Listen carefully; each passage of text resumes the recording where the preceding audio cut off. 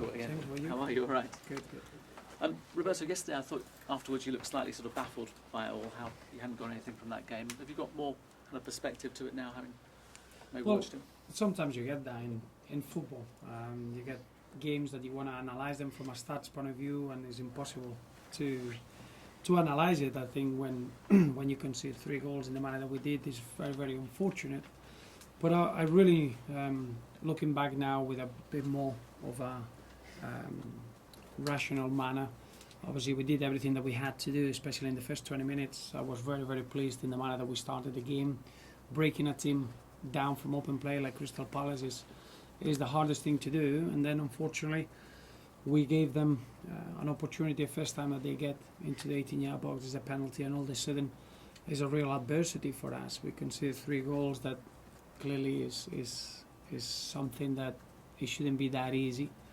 But I was very pleased in the manner that we reacted to it, and as a team we gave everything we had, and we created enough chances to get something out of the game. But that happens in moments in football that is very, very difficult to explain from a football point of view, especially when you get all the stats and the breakdown of the game.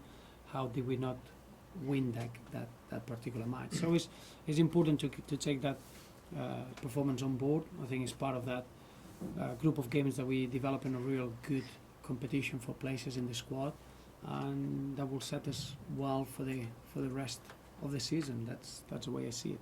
I mean, you know, and everyone was talking about what influence Europe would have on the fixture, and yet the possession levels were so high.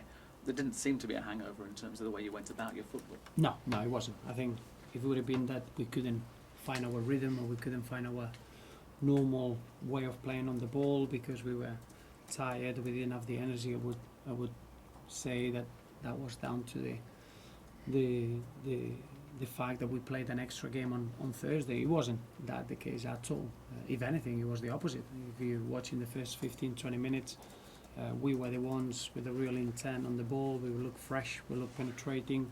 I do think that is a very, very rare situation that you concede such a cheap goal that then emotionally changes the roles massively from a team that they are trying to hang on to stay in the game, and a team that it feels very superior. All of a sudden the balance changes, and that was a big part of the game. But all in all, I did feel that the players that they came in were ready. I thought that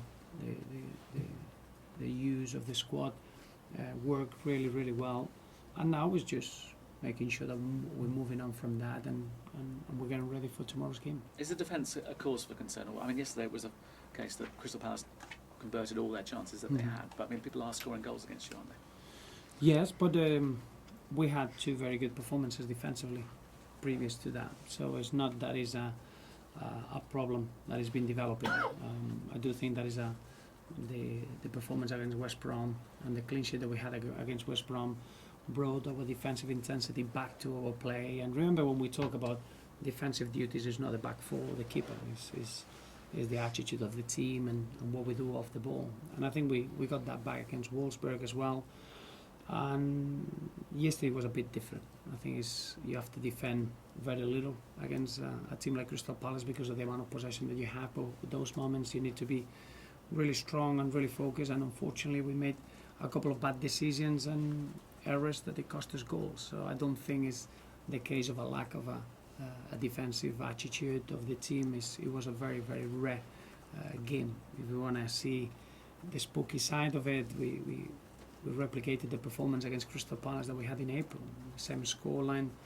At that time they had 3 shots on target. This time they had 2 shots on target and they scored 3 goals. So it's very, very strange sometimes to give some rational thought into certain performances, but we'll learn from it. I think there are aspects that we need to learn. I think there are aspects that we need to improve, and clearly what we should never lose is the reaction that we had, and we gave everything in terms of effort and desire to try to get a positive result until the last second, and that's something that over the course of the season will give us a lot of positives. So how big an opportunity is Swansea in only it's a cup competition, that's an opportunity, but also re-establishing some momentum? Well, it is important because it opens up opportunities for players that they can show what they can do, and I do think that the squad is really, really strong, and only in games that you can show that as a player. So from that point of view, it's important that you got another game in front of you so you can move on quickly but in the same way, I'm really looking forward to the game to see certain individuals performing. That is going to help us to have a real competitive edge in all the positions in the pitch. And Gary Monk's following in your footsteps. He followed you as captain, didn't he, at Swansea, and then follows you as manager now. Yes, and he's done magnificently. I thought they started the season really, really well. He's planned the campaign with a very good squad, and it doesn't surprise me at all. I knew the character inside out, and he's always had that material on him, and I wish him the very best of luck, obviously, apart from the encounters that we're going to have face to face. Is it an easier thing having the game's thick and fast is not easy with selection and squad and that sort of thing, but after a performance like that where you didn't get something, is it best to get back in straight away? Well, there's not a choice. It's not one of those situations that you got the choice of playing a game or not. That's what it is. We embrace it. I think we want to be involved in as many competitions as we can, and we are prepared to do that. I think it's important that we show that as a team we got the mentality right of going from one game to another. As I mentioned many times, as a player, what you want to do is play as many games as you can. You don't want to be just having long spells between games. What you want is to be on the pitch, enjoying your football, and clearly that's the situation now when we're going to get into 6 away fixtures out of the next 7, which is quite a demanding period for everyone, especially the fans, and that's a period that we look forward to.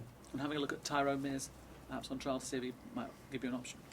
No. Tyrone is working just to try to get his fitness up, and is someone that is gonna work with the younger group and making sure that he keeps his fitness levels until he finds an opportunity.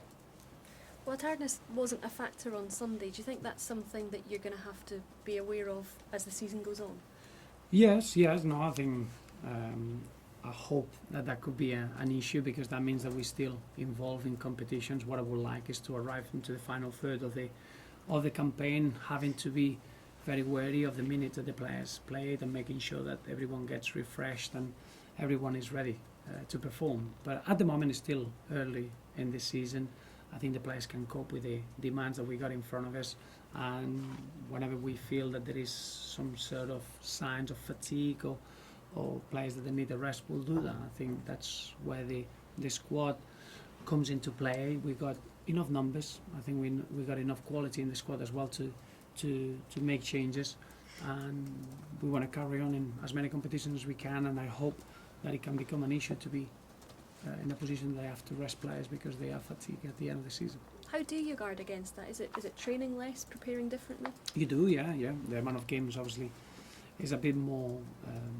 The program becomes a bit more individual, as you can imagine. The players depends if they are involved in games or not.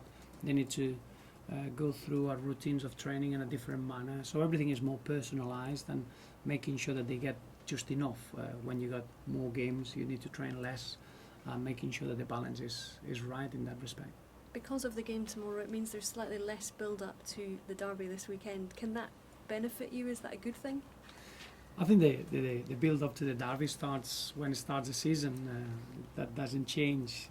Everyone at Finch Farm and at Goodison and around the city, everyone speaks about the 2 derbies, and they are big occasions. So they're always, as professionals, they are in the back of our minds until we face them. But clearly, there are 2 big moments of the season, and we're really, really excited and looking forward to be travelling to Anfield on Saturday. But clearly, we want to take every game as it comes, game by game, and excited that we are involved in another competition. We're going to make sure that we perform as well as we can in every domestic cup, and clearly tomorrow is no different. Just finding what's your team news? We got Stephen Pienaar cannot make the squad, and Seamus Coleman is not available for selection, and obviously we got really good news about Brian Oviedo being in the squad for the first time since his broken leg, and I don't expect any other players missing from the weekend. Roberto, are you likely to have to make many changes tomorrow night, given the number of games you've got at the moment? As I say, it's a little bit more individual. You're looking at certain players that have been playing in the international break. They played 2 games with the national team, and then he adds on with the games that we had, and that's only natural. I think certain players as well, at a certain age, they can cope with more games than others. So there are many aspects that they are important, but we need to be able to cope with the demands that we have and the amount of competition. So I'm quite excited about seeing players that they haven't played getting the opportunity, but without losing the level of performance that we expect. Looking further ahead, how hopeful are you of tying James McCarthy down to a long-term contract? Well, he's got a very, very, very long-term contract. I don't know where the talk is coming from. As you know, James McCarthy arrived at the club 13 months ago, so his contract is a long term, and the ambition of everyone is to see him at Everton for many, many years on top of that long-term contract that he has, so it's not an issue at all. Nothing imminent? No. Roberto, you said there about Brian Oviedo being Yes. tomorrow. Could it be the game that Runa Kone makes his return? It could as well, yeah. He's available for selection, even though we need to be a bit cautious. He's in a situation where he's been training with the group now for a while, and I do think that he's ready for 11 aside, and he's played a game with the under-21s last week, so it is available for selection, but I need to take a little bit of decision tomorrow morning on Aruna. And just to clarify on Pino, is that a hamstring problem? Yes, Yeah.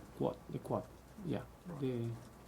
Yeah. Roberto, will you be using the Swansea game to perhaps give Darren Gibson his first start as well? Well, it's Darren came on against at the weekend against Crystal Palace, and he came on against Wolfsburg. So obviously, since he played the 60 minutes against Allman, I've seen a big difference in terms of getting that match fitness and getting him ready for the competition. So in my eyes, he's fully fit, he's ready. So we'll see. He's a player that will be part of the squad. It's perhaps trying to be careful with him in case he ruptures it again. No. There is no. I think we've been careful enough now. I think we've given Darren a very good period to get his match fitness. We work really well in training. I've got no worries with the playing time that Darren could have, but it's just making sure that he's part of the squad and making sure that depending on the games that he's involved, he just reacts well to those. Thank you.